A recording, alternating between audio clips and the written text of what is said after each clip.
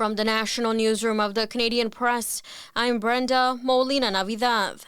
Federal NDP leader Jagmeet Singh has ripped up the supply and confidence deal with the Liberals that helped keep the minority government in power. Singh says his party is now focused on a bigger battle ahead, taking on Conservative leader Pierre Poilievre. He will cut in order to give more to big corporations and wealthy CEOs. The fact is, the Liberals are too weak, too selfish, and too beholden to corporate interests to fight for people. They cannot be the change. They cannot restore the hope. They cannot stop the Conservatives. But we can. The broken deal doesn't mean that voters will be heading to the polls, as New Democrats could still vote on Liberal legislation on a case-by-case basis. Canadian LGBTQ+ advocates say a Conservative government led by Pierre Poilievre would be dangerous for the queer community, and some are fearful about the results of the next federal election.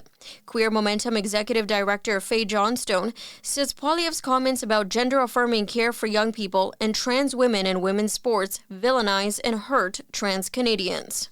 They take trans folks who are just trying to live our lives and weave conspiracy and insinuate that we are dangerous, that we're pushing an agenda. Johnstone says she's worried a Poilievre government would normalize government interference in the private lives of queer and trans Canadians. The Bank of Canada delivered its third consecutive interest rate cut today, bringing its key lending rate to 4.25%. The quarter percentage point rate cut was widely expected by forecasters given ongoing softness in the economy and easing inflation. Governor Tiff Macklem says the central bank is encouraged by the ongoing slowdown in price growth and now wants to see the economy pick up again. If inflation continues to ease broadly in line with our July forecast, it is reasonable to expect further cuts in our policy interest rate. The Bank of Canada noted while the economy grew at a faster pace than expected in the second quarter, preliminary data for June and July suggest economic activity slowed. Michelle Zadikian, The Canadian Press. We're learning more about the 34-year-old suspect who's in custody in Vancouver following a pair of gruesome attacks in the city's downtown area. Police say the man was on probation for a 2023 assault and had more than 60 previous police interactions. U.S. authorities say a 14-year-old student opened fire at a Georgia high school and killed 4 people. The dead have been identified as 2 students and 2 teachers. The suspect is being charged with murder as an adult.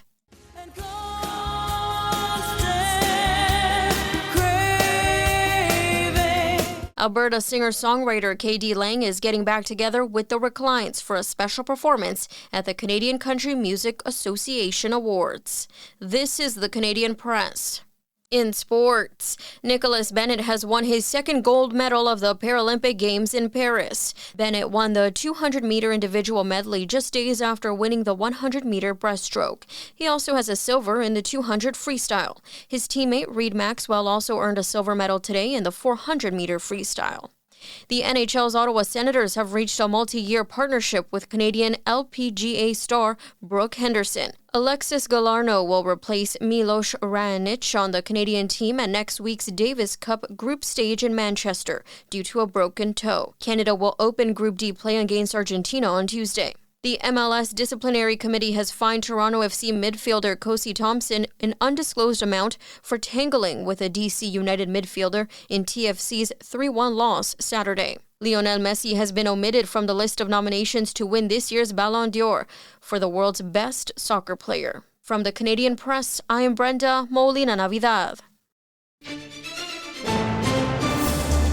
Thanks for listening. Don't forget to follow and subscribe. For more of today's top stories, visit thecanadianpressnews.ca.